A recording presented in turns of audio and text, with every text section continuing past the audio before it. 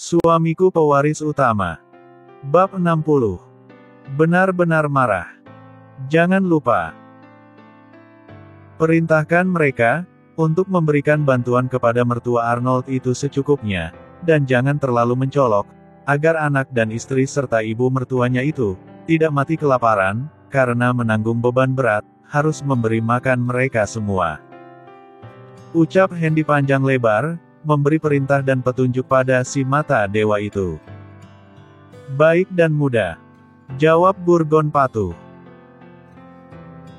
Pada keesokan harinya sekitar pukul 9.45 pagi, masih di kota Golden City, rombongan Rizka memutuskan untuk pergi ke komplek villa mewah yang ada di puncak bukit, hanya sekedar ingin melihat-lihat saja, sekaligus untuk mengambil foto, tapi usaha mereka dihalangi-halangi oleh para pengawal Hendy. Baru sampai di pintu gerbang komplek villa saja, mereka sudah mendapat pemeriksaan yang super ketat. Jadi mereka tidak bisa sembarangan masuk. Tommy yang merasa paling kaya dan jago dalam negosiasi di rombongan itu, maju ke depan, untuk menawarkan sesuatu, tapi para pengawal tersebut tidak bergeming sedikitpun. Hai cantik. Tolong izinkan kami masuk, kami teman-temannya tuan muda kalian, sejak berkuliah dulu, jadi tidak ada alasan bagi kalian, untuk tidak mengizinkan kami masuk. Ucap Tommy pada para pengawal itu, mencoba berbohong pada mereka. Komandan jaga yang saat itu dipimpin oleh Anjani, mengerutkan keningnya. Sedikitpun tidak ada terbersit senyuman, malah matanya menatap lekat-lekat ke wajah Tommy, untuk mencari kebenaran dari apa yang telah diucapkannya barusan. Atau bagaimana kalau kau sampaikan saja kepada Hendy, bahwa kami teman-temannya sedang menunggu di pintu gerbang, karena ingin bertemu dengannya. Ucap Rizka mencoba membujuk Anjani itu. Jangan tidak sopan kalau bicara. Memangnya kamu siapa? Tanya Anjani marah. Aku Rizka, teman dekatnya Hendy. Dulu kami sepasang kekasih. Ucap Rizka berbohong. Ivory yang saat itu sedang ada di ruangan operator, mengerutkan keningnya dalam-dalam, ketika mendengar Rizka mengucapkan kata-kata tersebut, melalui layar monitor CCTV, kemudian menoleh ke arah Hendy, meminta penjelasan. Sepertinya dia cemburu. Hendy hanya menggeleng kepalanya saja, memberi kode, bahwa apa yang dikatakan oleh Rizka tersebut tidak benar. Ivory tidak menuntut jawaban lebih dari Hendy lagi. Sebagai seorang profesional muda, yang sudah berpengalaman, dia tahu trik kotor seperti itu. Tangan lentik Ivory memencet tombol zoom di papan keyboard, untuk melihat lebih dekat siapa si Rizka itu, juga teman-temannya yang lain. Hendy yang melihat calon istrinya itu penasaran, kemudian mendekatinya, dengan meninggalkan Rams, yang saat ini sedang sibuk mengoperasikan komputer yang ada di meja kerjanya tersebut.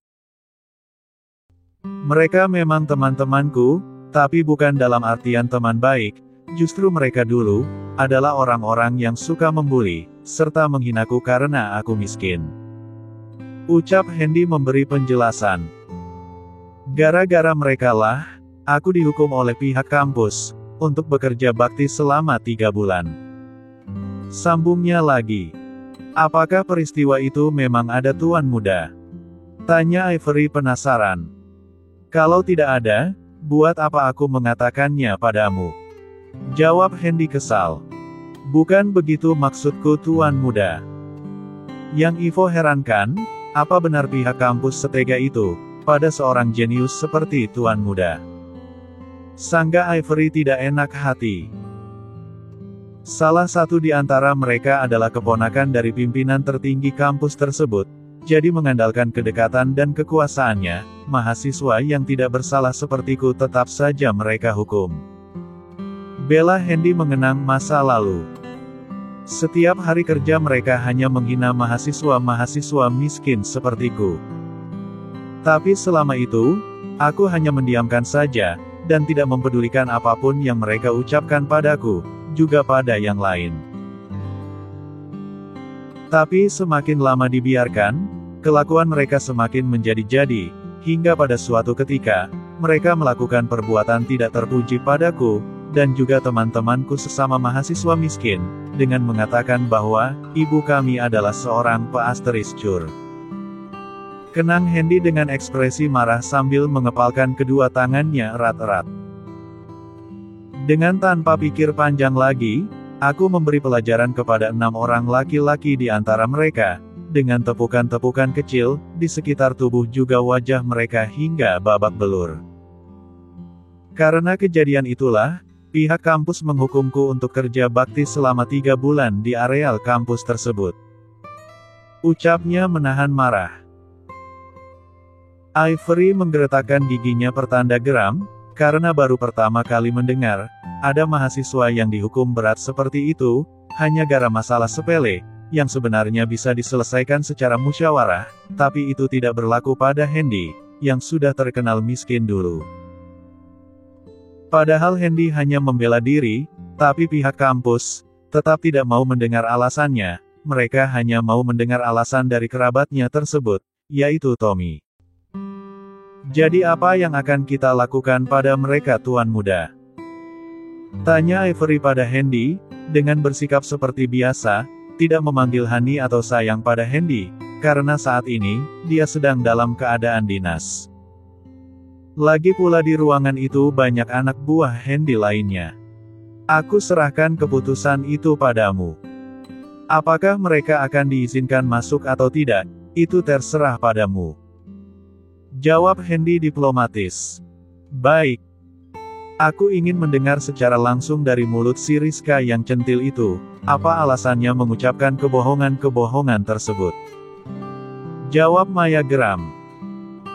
Kemudian dia memencet tombol hubungkan ke layar monitor, yang ada di depan pintu gerbang, untuk memberitahu Anjani, agar orang-orang itu diizinkan masuk, tapi harus dikawal dengan ketat.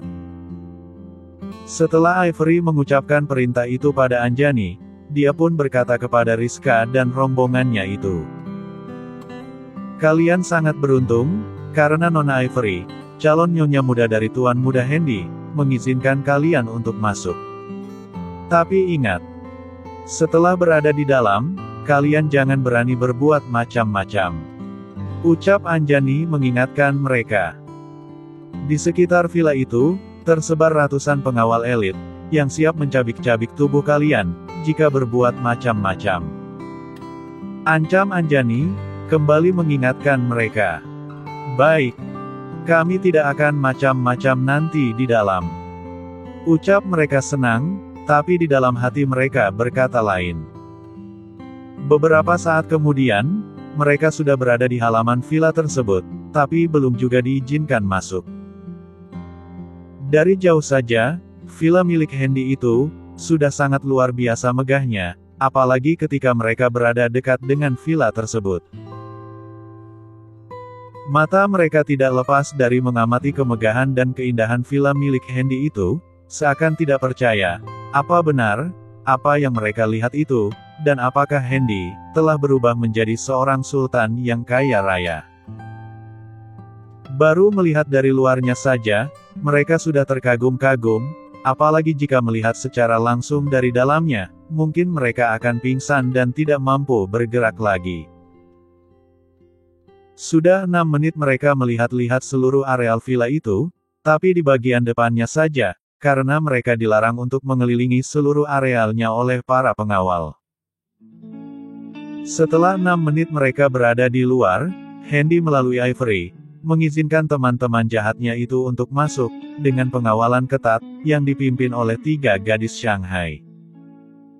Sementara Anjani, kembali ke posnya tadi, untuk melanjutkan pemeriksaan keamanan di sekitaran villa tersebut.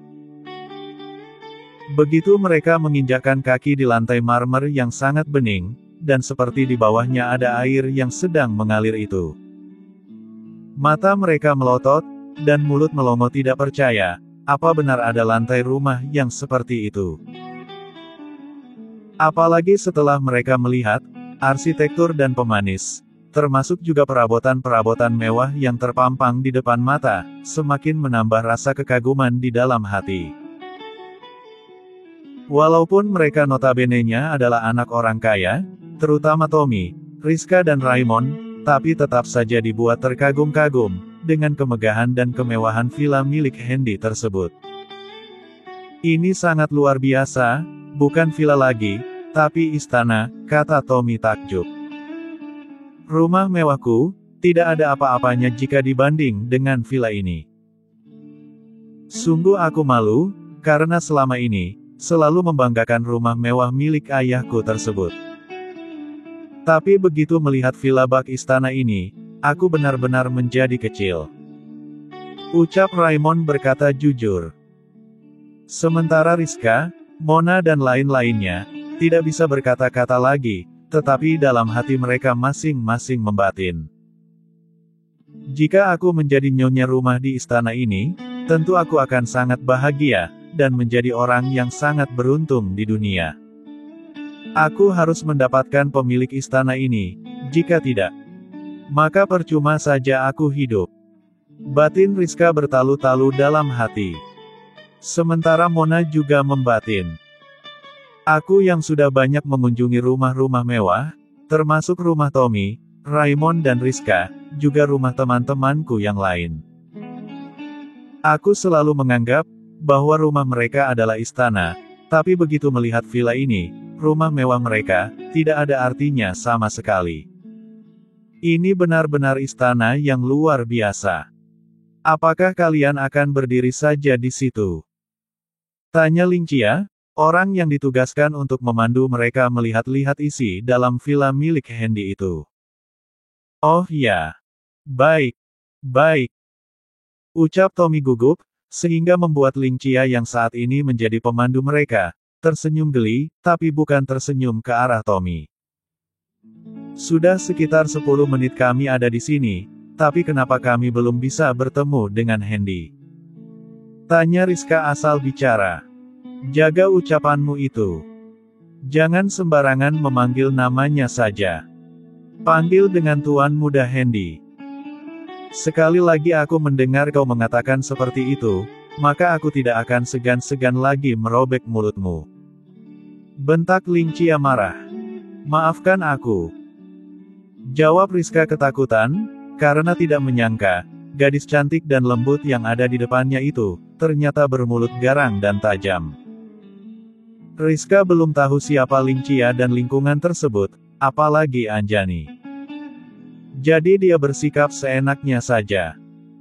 Mungkin hanya dengan sekali pukul, tubuh Rizka yang manja itu, sudah terpelanting jauh. Tuan Muda Hendy belum mau menemui kalian, karena dia sedang sibuk. Kalau kalian memang ingin bertemu dengannya, silakan tunggu di ruangan ini, duduk manis, dan jangan berbuat macam-macam. Ucap Lingcia ketus. Baik. Kami akan menunggu Tuan Muda di sini. Ucap mereka serempak.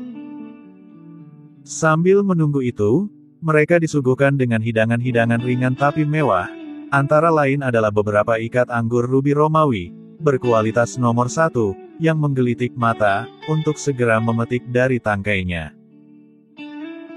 Di atas meja itu, juga terdapat beberapa macam kurma kualitas terbaik, antara lain, kurma barhi, mejul atau ratu kurma, sukari, acua dan kurma ember. Ditambah dengan buah-buahan impor dan lokal, banyak tersaji dan tertata rapi di atasnya. Di atas meja ruang tamu, juga tersaji berbagai macam jenis minuman dan makanan-makanan ringan lainnya, tapi rasa dan kualitasnya jangan diragukan lagi. Yang sangat menjadi perhatian Tommy, Raymond juga 4 laki-laki lainnya itu adalah 2 buah botol anggur yang berharga fantastis, yaitu Krug 1928, produksi Charles Krug Winery dari daerah Napa Valley, California, Amerika Serikat, yang sebotolnya saja seharga US 17.625 atau setara 295 juta rupiah. Sebotolnya lagi, adalah jenis anggur yang juga bermerek terkenal, bahkan jauh lebih mahal daripada anggur sebelumnya, yaitu Chateau Latife, seharga 2,1 miliar rupiah per botolnya. Sebuah harga yang sangat fantastis. Tommy, Raymond dan 4 kawan laki-lakinya yang lain, hanya melongo diam. Tidak pernah menyangka, bahwa mereka akan melihat anggur langka, dan yang sangat terkenal mahal tersebut. Ingin rasanya dia meraih saat itu juga, tapi dia takut, karena dia tahu, bahwa harga anggur tersebut sangat mahal sekali, bahkan bisa digunakan untuk membeli sebuah rumah, atau beberapa buah mobil yang diinginkan. Tak mau berlama-lama, tanpa dikomando lagi, mereka langsung saja meraih suguhan yang ada di atas meja, kecuali 2 buah botol anggur tersebut. Saat itu, mereka tidak melihat, ada pengawal yang mengawasi mereka. Maka dengan cekatan dan sedikit berebut, rombongan Rizka mengambil hidangan-hidangan yang ada di atas meja itu satu persatu, dan menikmatinya dengan cepat. Ketika mereka sedang makan hidangan ringan itu, Handy, Ivory, Hans dan Burgon, datang menghampiri mereka. Di belakangnya ada Eric, Ling Chia, Ling Hua dan Ling Ma, serta 4 pengawal elit lainnya. Apakah kalian menikmati hidangan kecil dariku? Ucap Handy tiba-tiba. Handy. Maksudku tuan muda. Ucap Rizka langsung berdiri, ketika Handy datang itu, diikuti oleh teman-teman yang lain, sebagai penghormatan padanya, sambil membungkukkan sedikit badannya ke arah Handy. Jaga sikapmu Nona. Respon Eric kurang senang, begitu juga dengan Ivory. Mereka saja tidak berani memanggil Handy dengan namanya saja, karena walau bagaimanapun, dia adalah tuan muda, pewaris kekayaan Birawa Group, dan sekaligus atasan mereka, setelah Tuan Besar Mahesa Birawa itu.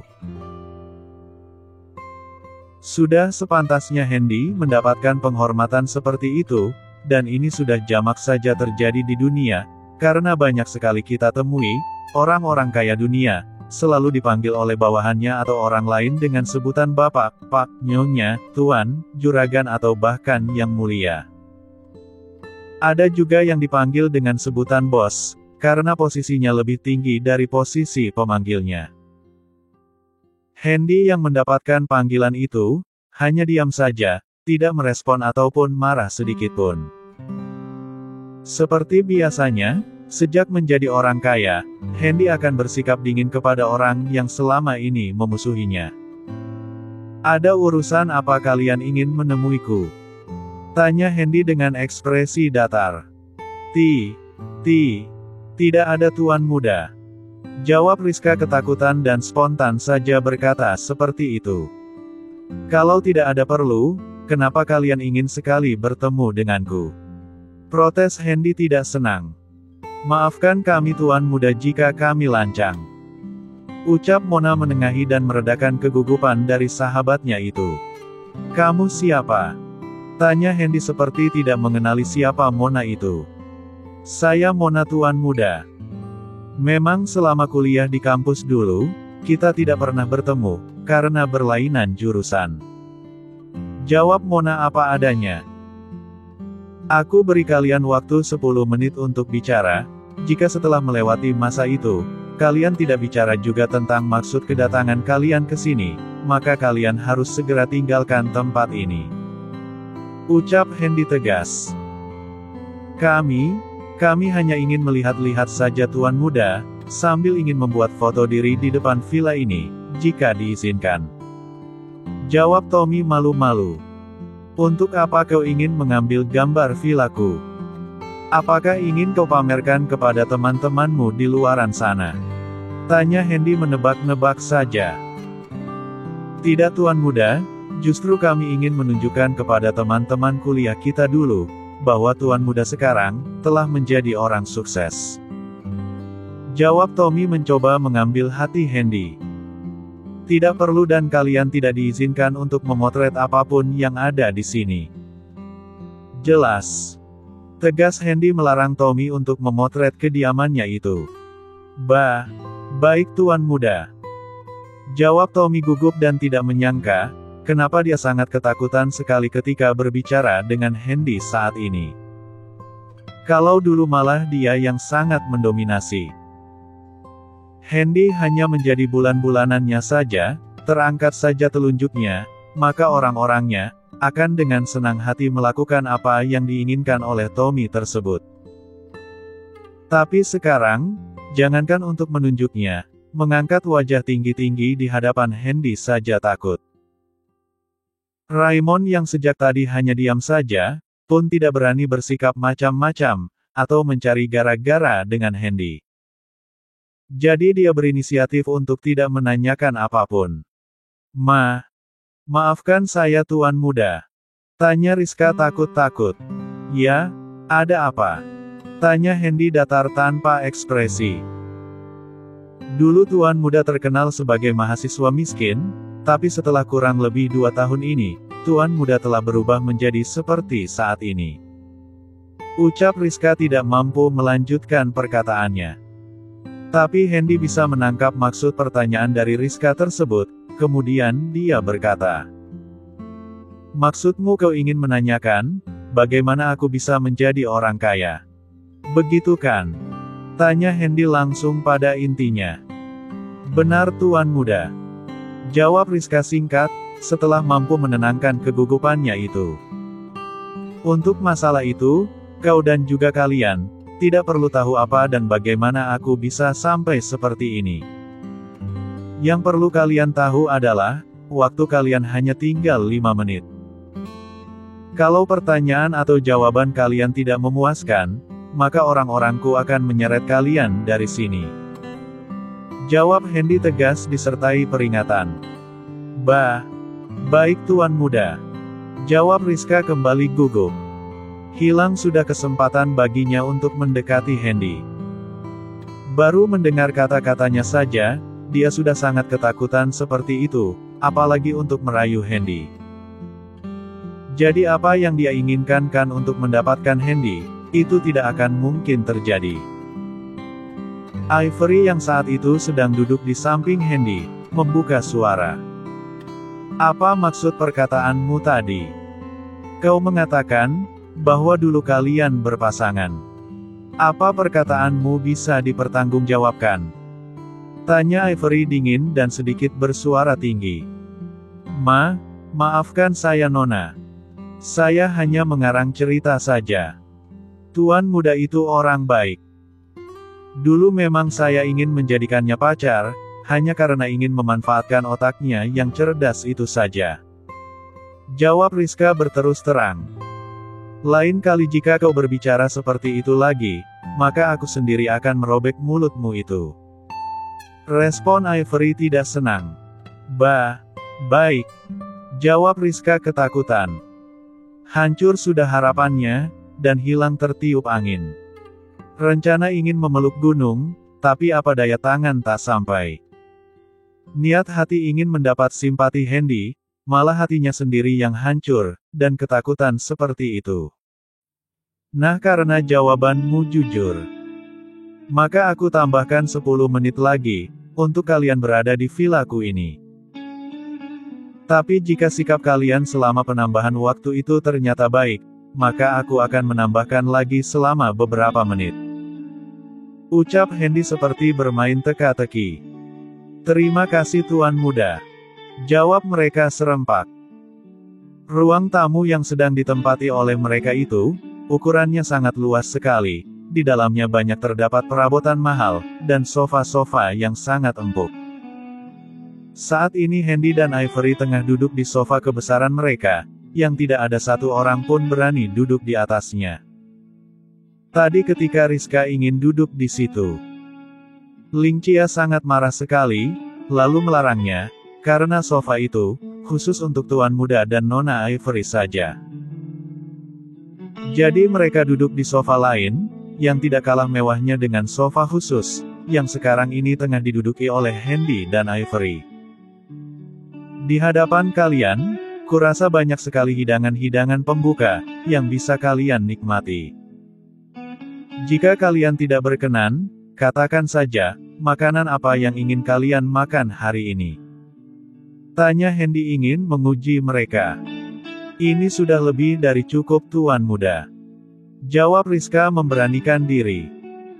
Sementara teman-temannya yang lain, hanya diam saja, karena mereka takut akan salah bicara di hadapan Hendy, yang sekarang telah menjadi orang kaya itu. Yang mereka takutkan bukan hanya Hendy, tapi juga Hans, Burgon, Erik, 3 gadis Shanghai, Anjani dan 3 pengawal elit lainnya itu, termasuk juga Ivory. Penampilan mereka yang dingin dan jarang tersenyum itu, membuat hati Rizka, Tommy, Raymond dan teman-temannya yang lain itu menjadi ciut. Belum apa-apa saja, dan hanya sekedar dipandang, tubuh Rizka dan yang lain, sudah keringatan seperti itu, walau di ruang tamu tersebut, udara sangat dingin sekali. Oh ya, karena kalian mengaku sebagai teman-temanku waktu kuliah dulu, dan telah datang ke rumahku, maka aku sebagai tuan rumah, ingin menyuguhkan minuman yang tidak seberapa harganya itu. Kalau kalian berenam ini memang laki-laki, dan berminat untuk meminumnya, silakan. Ucap Hendy menawarkan 2 botol anggur yang berharga sangat mahal itu kepada Tommy dan kawan-kawannya tersebut. Kami tidak berani tuan muda. Jawab Tommy berterus terang, dan tidak enak hati, karena telah disindir oleh Hendy tadi. Jangan sungkan-sungkan lagi. Silakan. Anggur seperti itu, masih banyak sekali di gudangku. Tanggap Hendy tidak mau tahu. Kalau kalian tidak bisa membukanya, maka akan aku bantu. Ucap Hendy mencoba mengejek mereka. Tidak perlu tuan muda, terima kasih. Jawab Tommy segan, kemudian meraih 1 botol anggur yang berharga 295 juta rupiah itu. Dia tidak berani mengambil botol anggur yang berharga 2,1 miliar tersebut, karena walaupun dia anak orang kaya, tapi belum pernah meminum anggur semahal itu. Tommy hanya mendengar beritanya saja, itu pun dia dengar dari ayahnya sendiri, yang katanya pernah minum anggur itu, walaupun hanya 1 teguk. Kabarnya, minuman itu sangat lezat sekali, dan harganya sangat mahal. Oleh karena itu, Tommy takut untuk membuka tutup botol anggur tersebut, dan memilih botol anggur yang harganya tidak begitu mahal, menurut perkiraannya. Kenapa kau memilih anggur yang berharga murah itu? Bukankah anggur yang di sebelahnya itu, dari tadi ingin kau nikmati? Tanya Hendy menohok, langsung pada intinya. Dian berkata seperti itu, karena dari tadi, dia terus memantau kelakuan dari Tommy, juga temannya yang lain, melalui layar monitor CCTV, yang ada di ruang operator. Tidak usah tuan muda, cukup yang ini saja. Jawab Tommy malu-malu. Ah kau ini, hanya berpura-pura saja. Raymond, cepat ambil botol yang ada di tangan Tommy itu, dan letakkan di atas meja. Kemudian ambil botol yang satu lagi, dan kau tolong bukakan untuk Tommy. Ucap Hendy tidak mau tahu. Baik tuan muda. Jawab Raymond tidak berani membantah.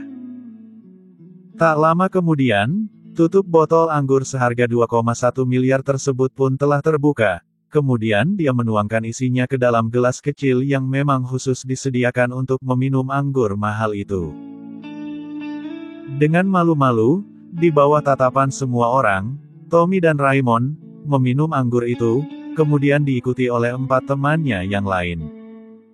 Bagaimana rasanya? Apakah enak? Tanya Hendy tiba-tiba. Sangat lezat sekali tuan muda.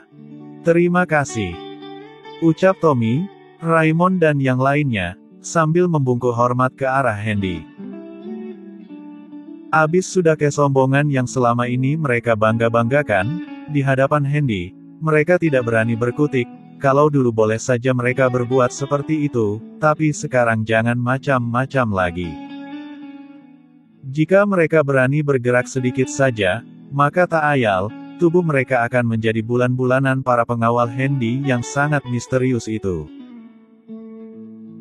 Waktu yang diberikan oleh Hendy sudah habis, tetapi Hendy diam saja, tidak mengatakan apa-apa, dan akhirnya setelah 1 jam, barulah mereka diizinkan untuk keluar dan pergi dari villa tersebut, dengan perasaan puas dan terkagum-kagum. Sejak saat itu, Tommy, Raymond, Rizka, Mona dan teman-temannya yang lain itu, tidak berani lagi berniat jahat pada Hendy, terutama Rizka, yang berkeinginan sekali untuk mendapatkan Hendy dengan berbagai macam cara. Rizka segera membuang jauh-jauh keinginannya itu, karena tidak mungkin baginya, untuk mendapatkan hati Hendy, apalagi sekarang, Hendy bukanlah orang sembarangan, dan bisa diatur sesuka hati sama seperti dulu. Dunia memang benar-benar berputar, Hendy dulu berperan sebagai orang miskin, tapi sekarang berperan sebagai raja, bahkan sultan yang sangat berkuasa dan kaya raya. Villa megah kota Golden City, setelah Rizka dan teman-temannya pergi. Emily teman Hendy semasa kuliah dulu, yang sekarang telah diangkat menjadi adik angkat Hendy, telah menduduki posisi penting di hotel tempatnya bekerja itu. Kalau semula posisinya sebagai wakil general manager, sekarang telah berubah menjadi general manager itu sendiri. Hal itu bisa terjadi, karena prestasinya yang sangat gemilang, yang mampu menaikkan omset serta tingkat hunian hotel cukup signifikan sekali. Oleh karena itu, Ivory mengusulkan kepada Hendy, untuk mengangkat Emily, menjadi pimpinan tertinggi di hotel tempat dia bekerja tersebut. Sudah 2 bulan lebih Hendy tidak menemui Emily, sejak dia mengatakan kepada kakeknya, bahwa dia sekarang telah mempunyai adik angkat, yaitu Emily itu. Hendy pun belum sempat memperkenalkan Emily pada kakeknya, karena kesibukannya yang sangat luar biasa. Jadi hari ini, Hendy berniat mengundang Emily untuk datang ke villanya, agar bisa dipertemukan dengan kakeknya itu. Hendy segera memerintahkan kepada Ivory, untuk menghubungi Emily yang sedang bekerja, untuk datang ke villa, dan diminta untuk bersiap-siap, karena sebentar lagi akan dijemput oleh orang-orangnya. Hans bawa orang-orangmu dan jemput Emily, lalu bawa dia ke sini. Perintah Hendy tegas.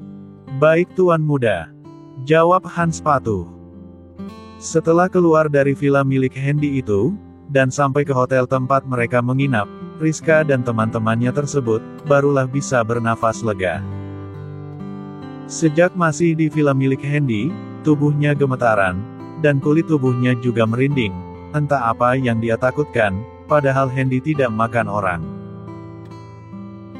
Hanya dengan aura tatapannya saja, ditambah lagi dengan sikapnya yang dingin, juga banyaknya pengawal yang bersamanya, membuat tubuh Rizka juga teman-temannya itu, menjadi gemetaran, walau sekarang sudah tidak lagi. Maka begitu dia masuk ke dalam kamar hotel, Rizka meneguk air putih sebanyak-banyaknya, untuk menghalau kegugupannya tersebut. Dia tidak menyangka, Hendy yang dulunya lemah, sekarang telah menjadi orang kuat. Sementara di bagian lain, Tommy, Raymond dan satu temannya itu, kondisi mereka juga tidak jauh berbeda. Tubuh mereka juga gemetaran, padahal mereka tidak diapa-apakan oleh Hendy, tapi entah mengapa, mereka menjadi ketakutan seperti itu. Hal tersebut pun terjadi juga pada Mona, dan sahabat-sahabatnya yang lain. Mereka juga ketakutan, seperti habis melihat hantu. Padahal saat itu, seharusnya sudah waktunya makan siang, tapi mereka lebih memilih untuk menenangkan diri di dalam kamar hotel. Sebegitu menakutkankah si Hendy itu, sehingga mereka yang tidak diapa-apakan, sewaktu berada di villa, menjadi ketakutan seperti itu? Apakah karena aura kekuasaan Hendy yang sangat luar biasa, sehingga menjadikan mereka gemetaran? Padahal mereka anak orang kaya, yang sudah biasa menindas orang lain, yang mereka anggap tidak selevel dengan mereka. Tapi kenapa saat berhadapan dengan Hendy, nyali mereka ciut, dan harta kekayaannya tidak berarti apa-apa, malah keberanian mereka yang jatuh. Mungkin itu semua pengaruh dari kekuatan, kekayaan dan kekuasaan Hendy, yang jauh lebih hebat dari mereka, dan itu pasti. Heran. Aku yang biasa menindas, memerintah dan merendahkan orang, sekarang malah ditindas dan direndahkan, walau hanya dengan ucapannya saja. Benar-benar tak habis pikir, ucap Tommy beberapa saat setelah bisa menguasai ketakutannya itu.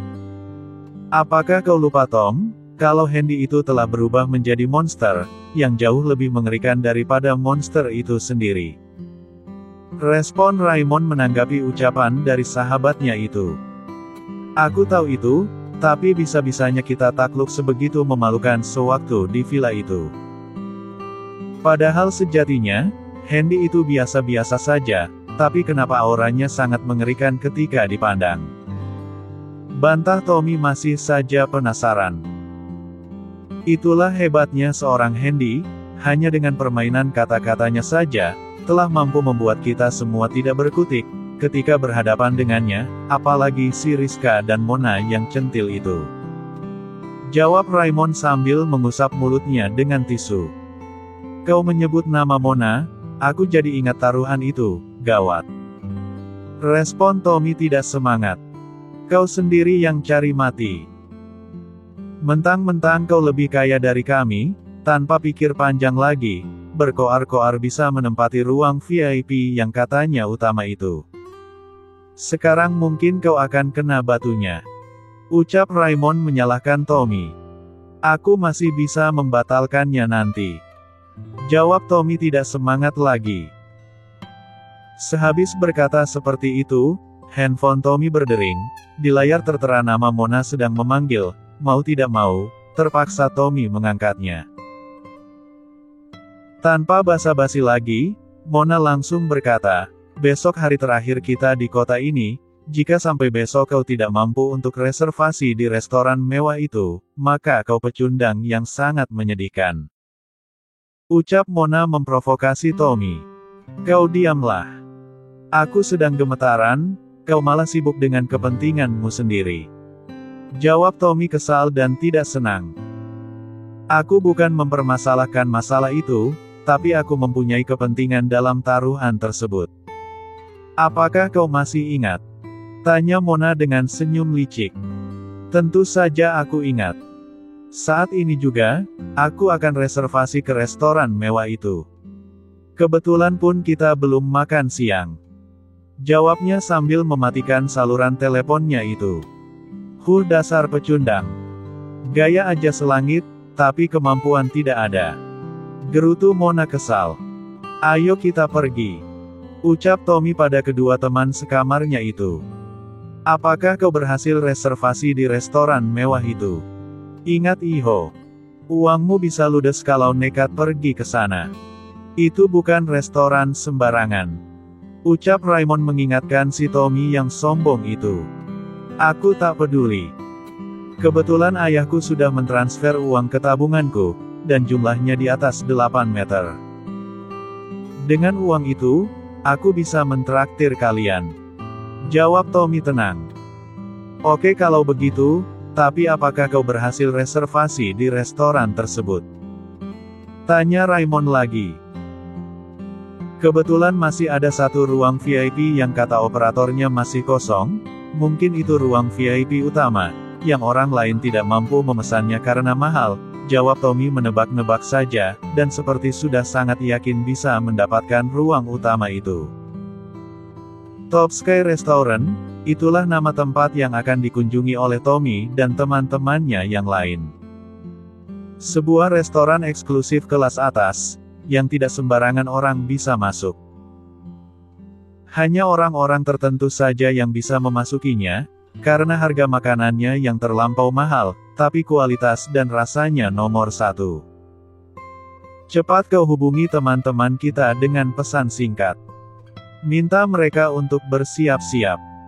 Setengah jam lagi kita turun, dan pergi ke sana. Perutku sudah sangat lapar sekali. Ucap Tommy memberi perintah. Oke bos, laksanakan.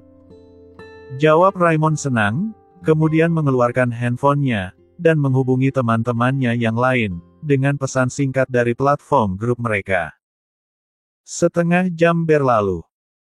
Keributan kecil terjadi di lobi hotel, karena di sana teman-teman Tommy sedang menunggu, dan sudah lewat 5 menit dari waktu yang dijanjikan.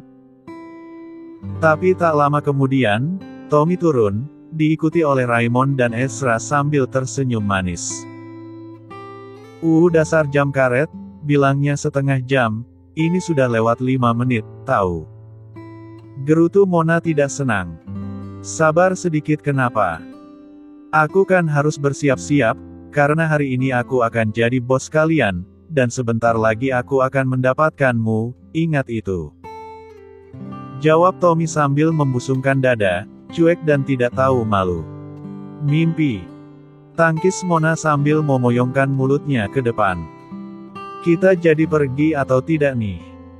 Kalau tidak jadi, aku mau tidur. Aku capek.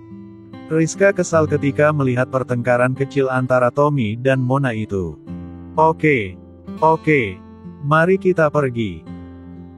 Jawab Tommy menenangkan kekesalan Rizka tersebut, kemudian dia mendahului teman-temannya, keluar dari lobi hotel itu, menuju areal parkir hotel untuk mengambil mobil Raymond dan Rara. Setengah jam kemudian, mereka sudah sampai di restoran yang tadi mereka hebohkan itu, dan langsung disambut oleh manajernya. Selamat datang semuanya, silakan masuk, kebetulan kami sudah mempersiapkan ruang yang diinginkan. Ucap Alex, manajer restoran ternama itu dengan sopan. Apakah ruang yang kau siapkan itu adalah ruang VIP utama? Tanya Tommy penasaran. Kalau ruang VIP utama itu, tidak ada siapapun yang bisa memasukinya, kecuali pemiliknya sendiri. Jawab Alex sambil mengerutkan keningnya. Katakan berapa biaya yang dibutuhkan untuk menempati ruang VIP tersebut. Ucap Tommy tidak senang. Masalahnya bukan uang tuan, tapi masalah privasi. Ruang itu tidak bisa ditempati oleh sembarang orang, kecuali oleh pemiliknya. Jawab Alex diplomatis. Aku tidak mau tahu. Saat ini juga, kau siapkan ruang itu, karena aku dan kawan-kawanku ingin menempati ruang tersebut. Bantah Tommy tetap ngotot. Mohon maaf tuan. Sekali lagi tidak bisa. Kalau kalian tetap ingin menempati ruang itu, maka kalian harus menghubungi pemiliknya. Jika tidak, kami tidak akan berani mengizinkan kalian untuk masuk ke dalamnya. Bantah Alex memberi pengertian kepada Tommy dan kawan-kawan itu. Memangnya siapa pemilik restoran ini? Tanya Tommy ingin tahu. Tuan Muda Handy. Dialah pemilik restoran ini, dan juga kota Golden City.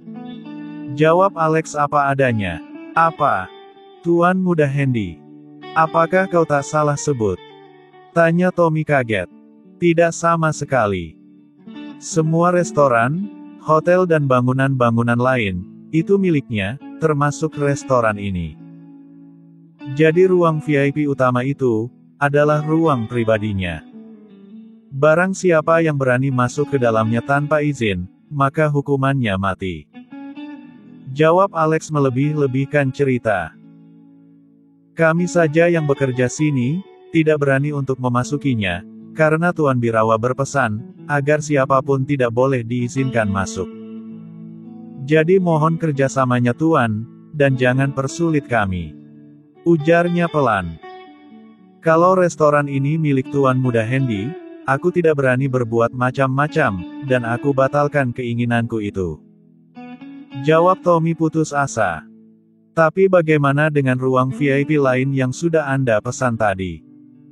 Sambung Alex bertanya.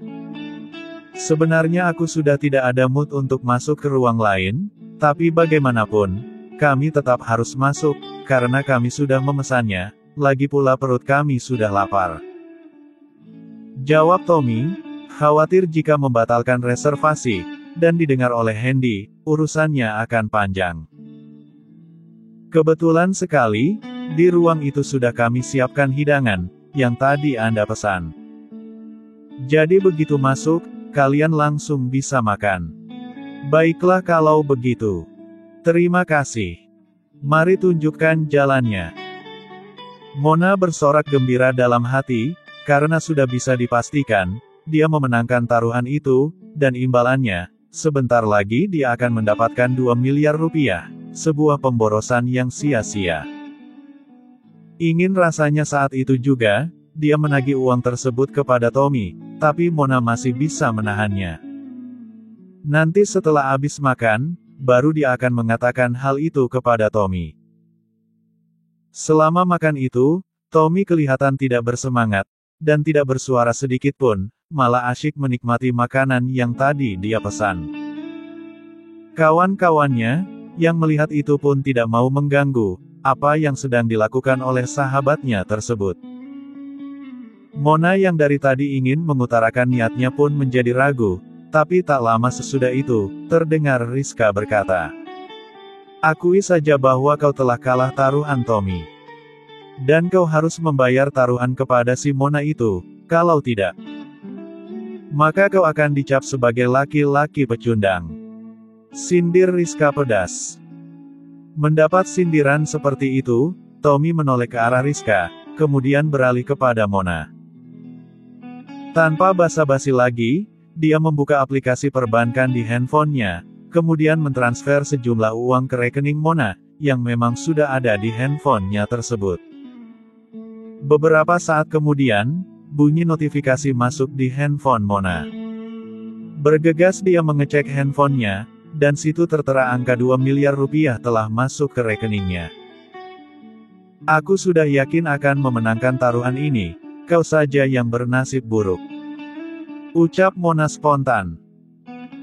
Tommy terlihat marah, ketika dikatakan buruk tadi, kemudian bergegas berdiri, dan ingin mendatangi Mona, serta merobek mulutnya tersebut tapi tidak jadi, karena dicegah oleh teman-temannya yang lain. Karena merasa kesal, tanpa bersuara sedikit pun, Tommy meninggalkan ruangan itu, untuk menuju ke meja kasir, dan membayar bilnya. Setelah selesai, langsung pergi entah kemana. Bersambung.